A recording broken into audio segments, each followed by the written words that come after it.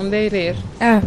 acca kon nag Salma ñoo daal di dem rek waxtaanee li nga xam ne nag moom mooy Aïda Ndiambé laataa nag ñoo dugg ci waxtaan bi dañuy rek jaale d'abord ñi nga xam ne ñoom ñoo ñàkk seeni tout tànk ndax bakken lu mu ndaw ndaw bakken la rawatina liir nga xam ne bu juddoo espoir la ci ñun naataange la ci njaboot waaye tamit kiiraay la ci ki nga xam ne moo di waajur gi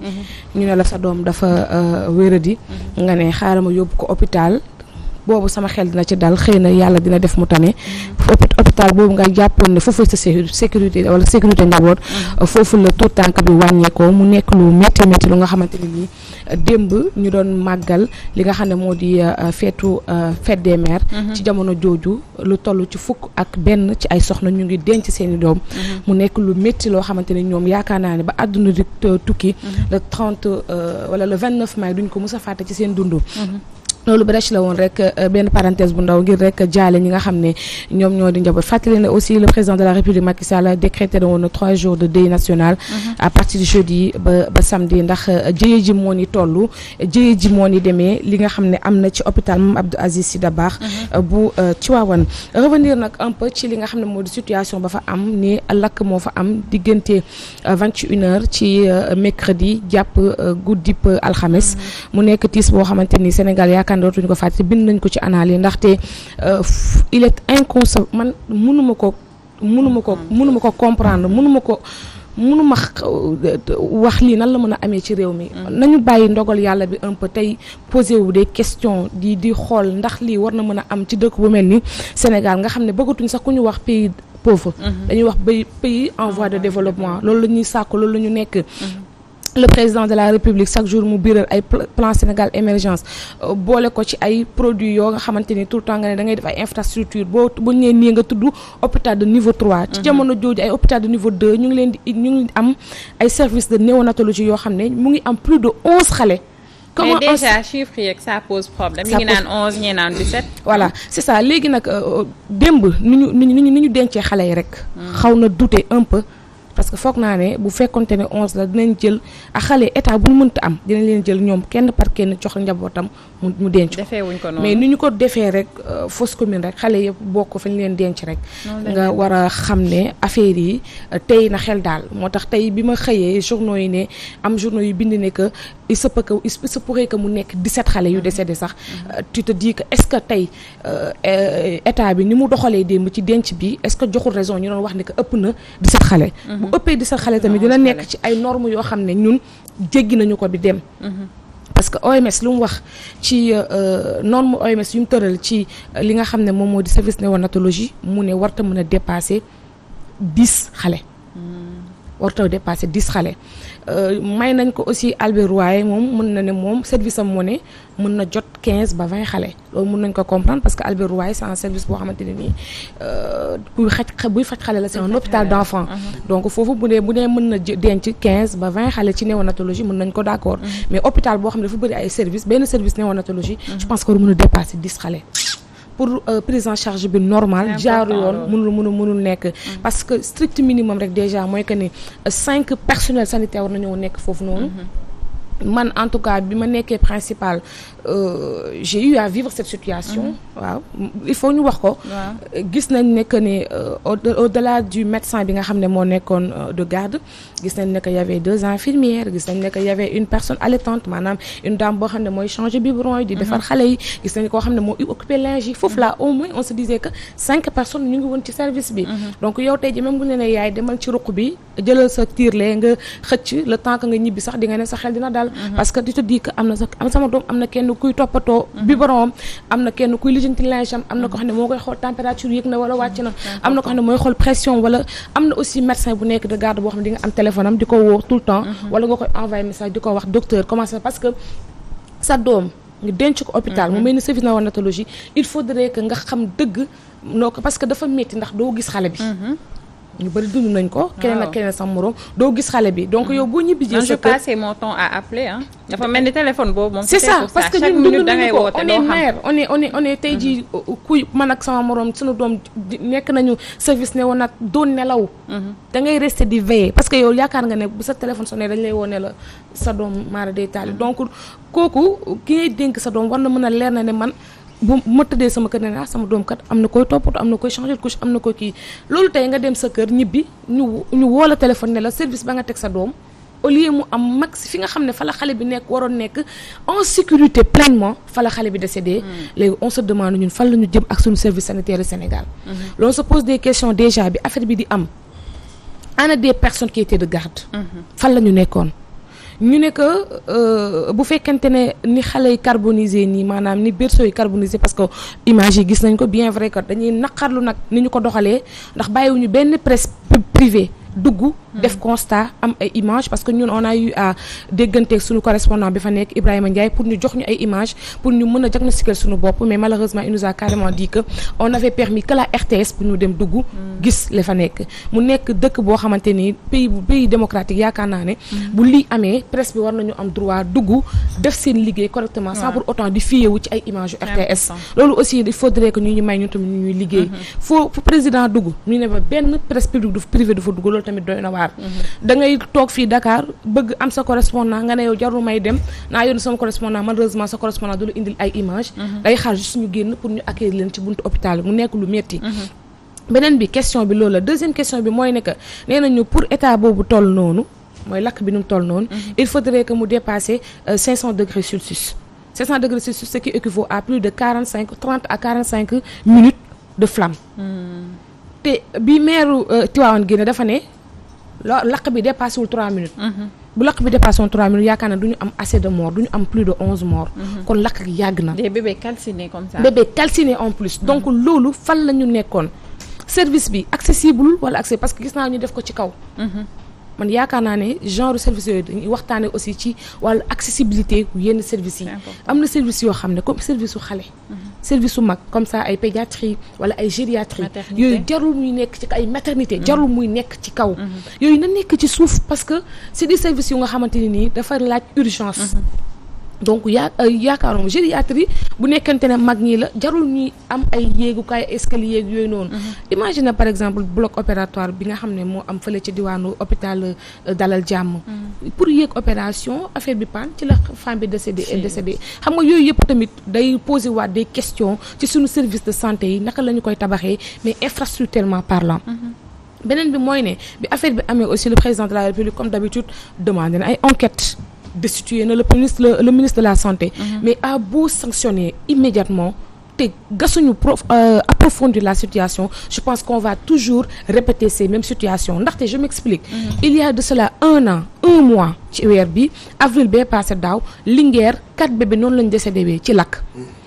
avant lakk googu noonu au mois de mars jéem moo nekk direction des infrastructures d'équipement et de maintenance bu Sénégal fii defoon rapport bi dañu ci xamle woon ne que ba yónneekoon ko ministère de la santé ñu ne Abdoulaye Diouf Sarr mu ngi ko jot après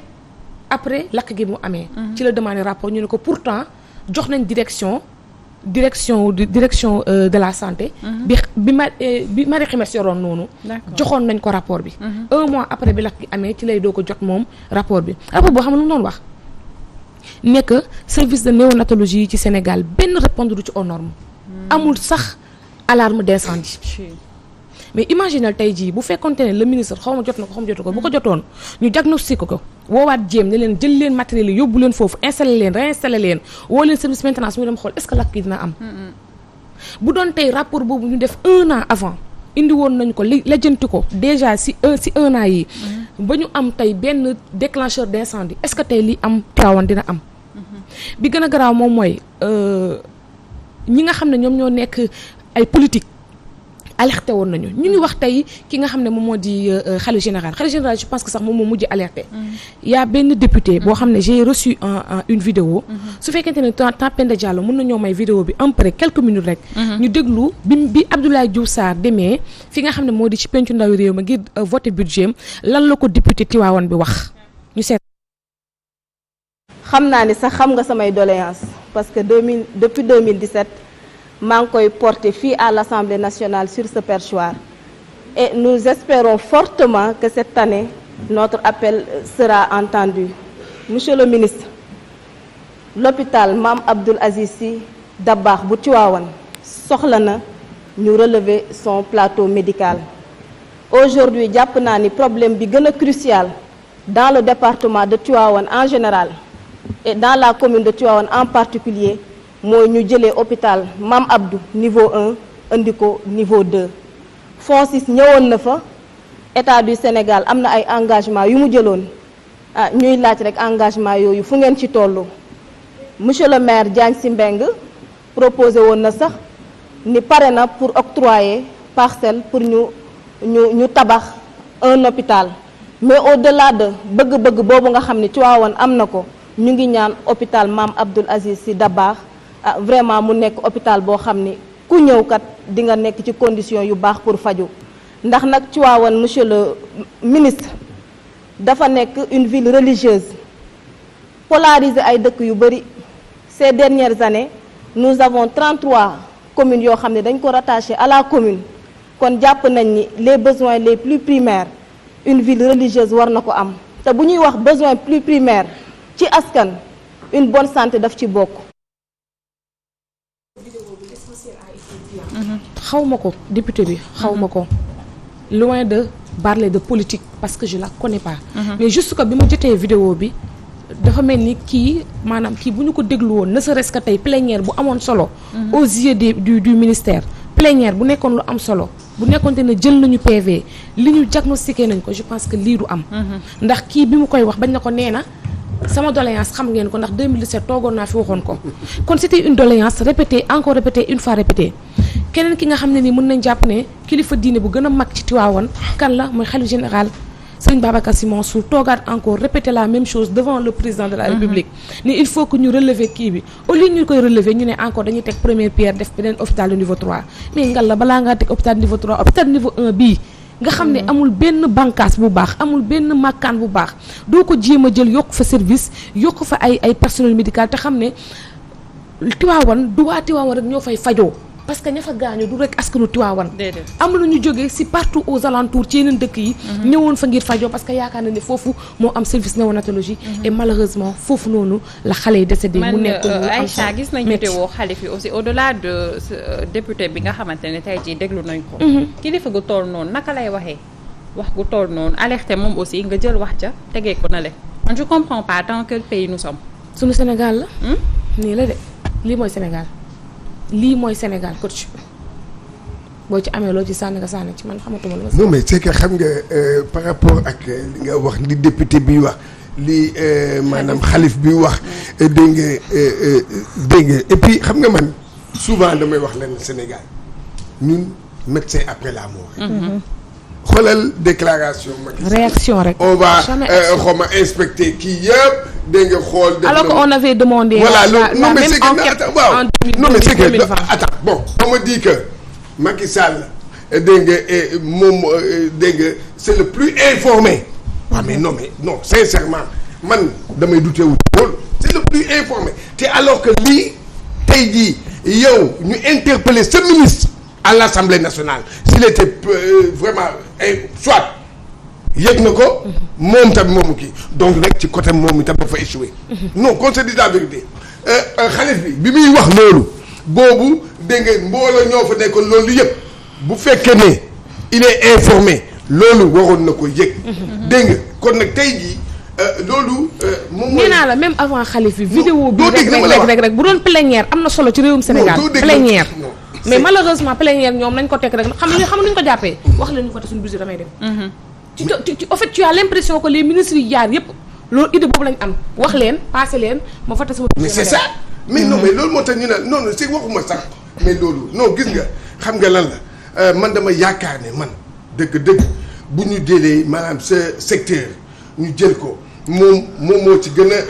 ci budget bi moo ëpp li mu am ci budget bi 233 milliards dëgg man li ma gëm xam nga mooy lenn mais coach li gën a garaaw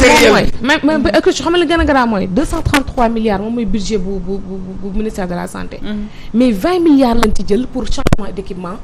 dans les hôpitaux est-ce que loolu 20 milliards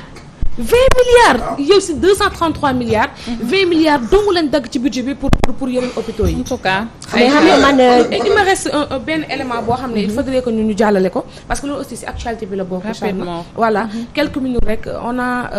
bi nga xam ne mbir mi amee na le président de la République également def na acte peut-être mën nañu ko jàppee acte fort ou mais en tout cas jëlee na Abdoulaye Diouf Sarr ci bopp ministère de la santé teg na fa Marie Khemesse Ngom Ndiaye kan mooy Marie Khemesse Ngom Ndiaye dañuy ñëw déglu nataal bi nga xam ne nii Fatou Bintou Diouf defal nañu ko ci très rapidement. ñu gën kaa ràññee moom soxna si di Marie Khemesse Ngom Ndiaye gannaaw ba mu daal di nag fësale coronavirus daal di nag joxe point du jour bés bu nekk moomee nag noonu la ko nag askan wi daal di ko ràññee moom Marie Khemesse Ngom Ndiaye daal di jóge ci ab famille catholique jawriñ bu yees bi wàllu paj mi docteur Marie Khemesse Ngom Ndiaye ñu gën koo ràññee ci mën-mënam ak pas-pasam ci wàllu liggéeyam moomee nag gannaaw pas-pas boobee waajuram bu góor daanaka la mu gënoon bëgg mooy mu doon ab médecin loolee nag moo daal di nag fës lool gannaaw taxawaayam ci jàngam jëm ci li ni mel moom docteur Marie Khemesse Ngom Ndiaye ñu daal di ko nag tabb chef adjoint sanitaire ca Thiès ci centre de santé 10e gannaaw liggéeyam ju mucc ayib bu mu daal di nag amal foofee moomee ci la daal di nag yéeg daal di ñu ko tabb mu nekk directrice de la santé gannaaw ñaari at jëmu def ca Thiès boobee ca lañ ko yóbbu nag ci ay fonction yu daal di gën a kawe docteur Marie Khemesse Ngom Ndiaye moom nag activité wam yépp daf ko daal di def ay activité opérationnelle moom mais nag gannaaw fonction yu bëri yu mu bëggoon nag yeggees ba ci mel ni jëwriñ bi nga xam ne tàbb nañ ko si jamono ji bëggoon na nag def ci wàllu paj mi loo xam ne daanaka dina ko may yenn nag niveau yi ci atum 2005 ba 2015 moom nag ñu njëkk kaa tabb soxna si nga xam ne nag ci wàllu médecine moom moo jiite chef région médicale nag bu Dakar ñu daal di fàttali kii moom Marie Khemesse Ngom Ndiaye kattanam ak mën-mënam waaye tamit xaranteefam ci wàllu paj mi ma ngi ko daal di dooree gannaaw nag ci octobre 2017 boobee ci lañ ko daal di tabb directrice de la santé publique moomee diplômé ci atum 1991 te université Cheikh Anta Diop bu Dakar moom soxna Sile nag jiite woon syndicat bi ñu daal di dippee SAMES ci 2006 ak 2011 ngir rek daanakam taxawaayam ak mën-mënam ci liggéey bi le soxna Sile niki tey jii nag moom moo daal di wuutu ki nga xam ne mooy Abdoulaye Diouf Sarr ci poste jëwriñ bi yor wàllu paj mi la koy xaarandi nag ci bi lépp poste daanaka moomee daal di nakaa xam ndax si jamono jile wàllu plateau médical ak i sax rëq-rëq yi ngi daal di nemmeeku ci wàllu paj mi des na loo xam ne nag moom soxna Sile lii moo koy daal di xaarandi ngir daal di indi paj bu mucc ayib ci réew Sénégal. Or Aïcha ñu jëlee fi Abdoulaye Diouf Sarr teg fi Marie Khemesse la même équipe mais naka lan lañ mën a xaar ci moom. voilà bon ñu bëri dañuy reetaan parce que nee nañ directrice générale de la santé la woon équipe bu Abdoulaye Diouf Sarr la woon kon bu ñu daggee boobu Abdoulaye Diouf Sarr war nañ ko dagg. mais nañu posé wu des questions ci moom dundam taxawaayam ak tamit la mu doon. déjà li ko différencier Abdoulaye Diouf Sarr mooy ne moom médecin la. li ko différencier Abdoulaye Diouf Sarr mooy ne jigéen la. li ko différencier si Abdoulaye Diouf Sarr mooy ne moom elle a été syndicaliste. donc elle a trois atouts yi moom mooy ne que moom médecin la. xam na secteur bi. deuxième bi moom mooy ne que jigéen la te nee nañ jigéen ñi boo leen dénkee lu ci bëri. ci wàllu service santé dañ ciy doxal lu jaar yoon ndaxte. ñu bëri jigéen ñi loolu ci biir hôpitaux yi donc dina am yërmande boo xam dina ko taxawee waaye itam dina xam lu baax a baax lan la hôpitaux yi di dund te en plus nekk na ay ati at jiite ay hôpitaux ci région yi donc moom aussi am na atu troisième bi moom mooy bi nga xam ne ni mujj naa ko mu mën a defar syndicaliste la mooy naka tey ji jooyteelu ay SAMES jooyteelu tey ji ay fédération syndicale de la santé en dugg sama yuy jooy peut-être moom elle sera beaucoup plus apte à les écouter ndax xam na secteur bi nu muy doxee te moom elle a été syndicaliste bañkat la moom Marie Khemesse donc peut-être yooyu dina ko mën a gàkkal loolu ay atu yu mu xam ne am na ko mais